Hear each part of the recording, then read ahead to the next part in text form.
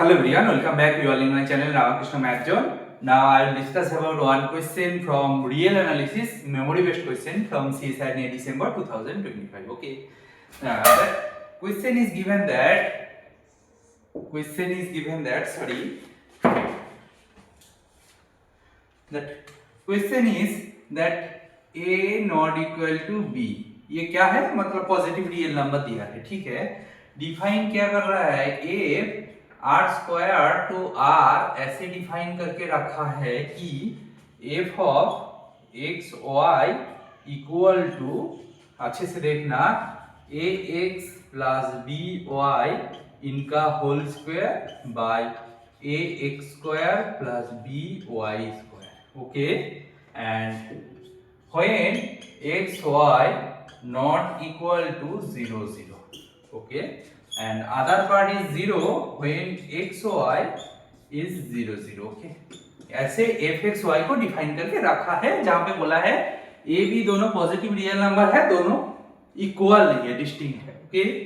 Then a b c option दिया है, a b c d option दिया है. किसके बारे में बात कर रहा है? आइदर पार्शियल डिफरेंशिएबिलिटी के बारे में बात कर रहा है, मतलब partial derivative at some point, limit का एग्जिस्टेंस के बारे में बोल रहा है, डिफरेंशिएबिलिटी के बारे में बोल रहा है, बोल देंगे. क्योंकि यहाँ पे स्पेस ज्यादा नहीं है तो मैं चारों ऑप्शन को नहीं लिख रहा हूँ, एक एक करके डिस्कस करते हैं. ठीक है.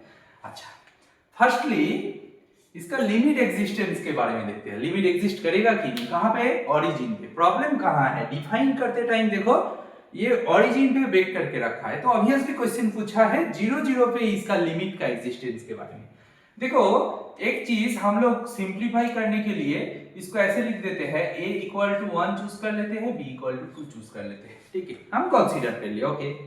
नाउ हम लोग ऐसे कंसीडर कर रहा है अलोंग हम कहां पे जा रहा है? y equal to x line. हम लोग ओरिजिन से पास होने वाला कोई भी लाइन दिस पाथ को चूज कर सकते हैं, बट हमें लिमिट एग्जिस्ट करना है तो एक चीज पता है, कोई भी एक पाथ कंसीडर करे, दैट पाथ को चूज करने के बाद इनका limiting value at 0 0 point unique देना चाहिए. डिफरेंट वैल्यू दिया तो हम बोल देंगे लिमिट एग्जिस्ट नहीं करता. ये टेक्निक हम जानते हैं लिमिट के बारे में, तो वही टेक्निक यूज करने जा रहा है. तो क्या होगा? ये होगा, तो देखो y टेंड्स टू 0 है तो that implies x tends to 0 होगा. तो नाउ मेरा जो लिमिटिंग वैल्यू है, limit x y tend to 0 0 f x y, इसका वैल्यू क्या होगा देखते हैं ना. Limit x tends to 0, a का वैल्यू 1 है एंड b का वैल्यू 2 है and y equal to x है, तो बेसिकली ऊपर में 3x हो जाएगा और नीचे क्या होगा? 3x उनका होल स्क्वायर हो जाएगा और नीचे क्या होगा ना, x का स्क्वायर होगा प्लस 2y का स्क्वायर होगा. ये बेसिकली होगा limit x tends to 0 9 by 3 x square by x square. Now x तो टेंड्स टू 0 है, बट x तो 0 के साथ बराबर नहीं है ना. इसका मतलब ये हम लोग कट सकते हैं. ठीक है, और ये कट जाएगा तो 3 है, तो बेसिकली इसका वैल्यू 3 दे रहा है. हम दूसरा कोई पाथ कंसीडर करते हैं अलोंग, दूसरा कोई थोड़ा सा चेंज करके देखो, मतलब ये basically y equal to mx type का ले रहा हूं. तो यहाँ पे हम y को ऐसे चूज किया, y equal to minus x by 2. This path, this also straight line passing through origin because this constant term is 0, right? Then also y tends to 0 means x tends to 0. Then also limiting value होगा क्या? x tends to 0 ऊपर में हो जाएगा 0, क्योंकि a का value 1 है, b का वैल्यू 2 है. पुट करके देखना तो ये ऊपर में 0 है और नीचे क्या होगा? नीचे होगा x का स्क्वायर प्लस और b वैल्यू 2 है, 2 into माइनस x by 2 का होल स्क्वायर. कुछ भी हो जाए, नीचे तो पॉजिटिव टर्म है, x तो 0 नहीं है, x टेंड्स टू 0 है, not equal to 0, so this also equal to 0. But देखो that is not equal to 3. हम जब अच्छे से देखना, ये बस थिंकिंग के बारे में सोचना कि ये जब हम लोग दिस पार्ट को कंसीडर किए थे उस टाइम पे इसका लिमिटिंग वैल्यू 3 दे रहा है at origin limiting value. And जब हम लोग कोई डिफरेंट एक पाथ कंसीडर किया y equal to minus x by 2, that time that limiting value दे रहा है आपको 0, that is not equal to 3, that is not equal to 3। So आपको दोनों डिफरेंट लिमिटिंग वैल्यू दे रहा है, तो दोनों डिफाइंड पाथ कंसीडर किया जो कि पास कर रहा है ओरिजिन से, एंड ओरिजिन पे दो डिफरेंट लिमिट दे दिया, तो लिमिट डजंट एग्जिस्ट। तो मेरा फर्स्ट ऑप्शन दिया था limit x y tends to 0 0 f x y does not exist. तो ये ऑप्शन बिल्कुल सही है, समझ में आया? बिल्कुल सही है, समझ में आया? ये ऑप्शन दिया था first option. Now second option के बारे में हम बात करेंगे, इसको थोड़ा सा इरेज कर देते हैं।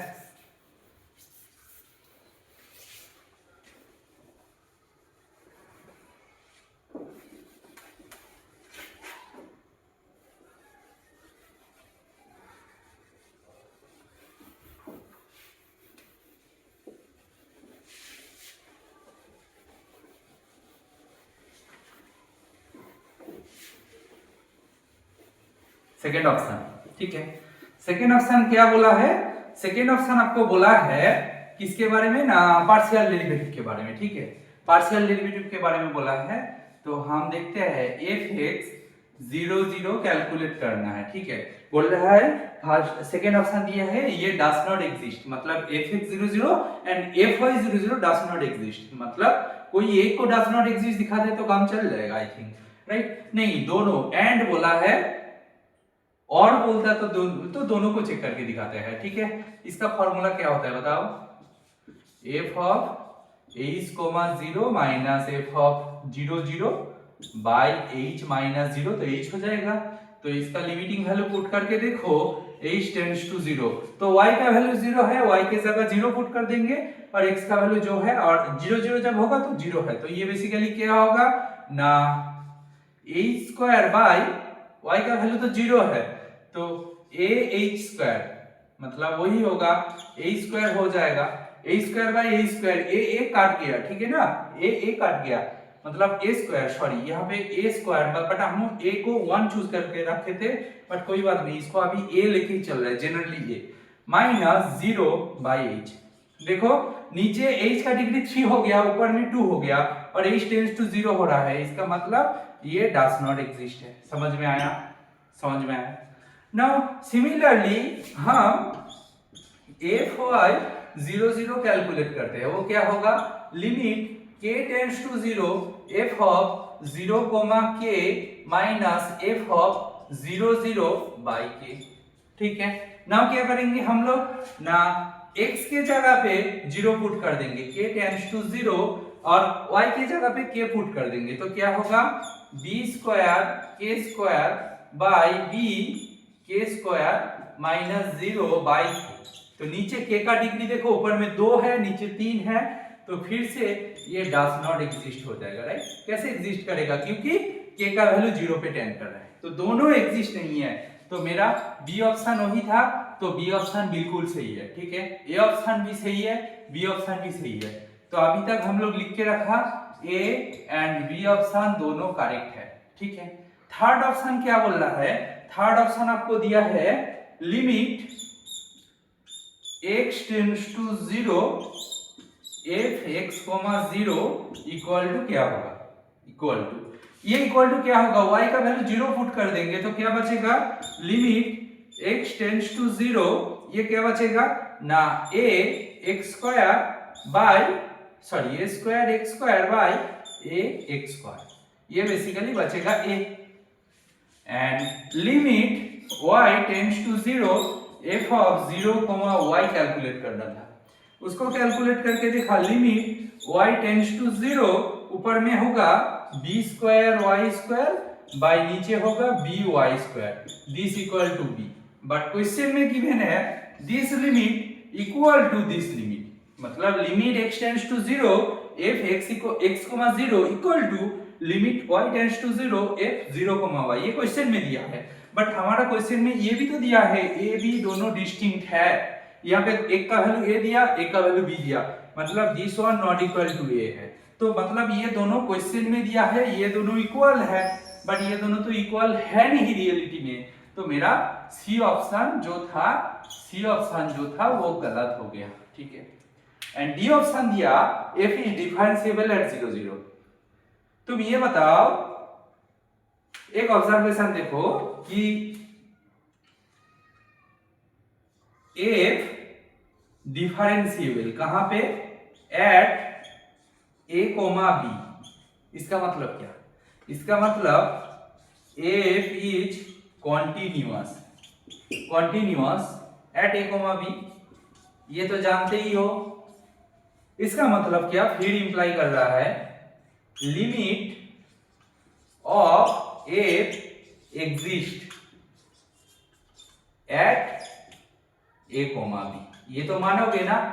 यहाँ पे क्वेश्चन में दिया है f इज डिफरेंशिएबल एट 0 0, तो f डिफरेंशिएबल एट 0 0 हम मान लेते हैं, देन f कंटीन्यूअस होगा 0 0 पे। अच्छा ये भी मान लेते हैं, देन लिमिट एग्जिस्ट करेगा एट 0 0 पे। बट यहाँ पे तो फर्स्ट ऑप्शन बोला लिमिट 0 0 पे एग्जिस्ट ही नहीं करता, तो इसका नेगेशन करेंगे तो ये डिफरेंशिएबल तभी होगा 0 0 पे जब इसका लिमिट एग्जिस्ट करेगा at 0 0, but at 0 0 limit does not exist, तो limit does not exist that imply negation करोगे, ये नॉट पॉसिबल है, ये नॉट पॉसिबल। इसका मतलब क्या, इसका मतलब this one is also not possible,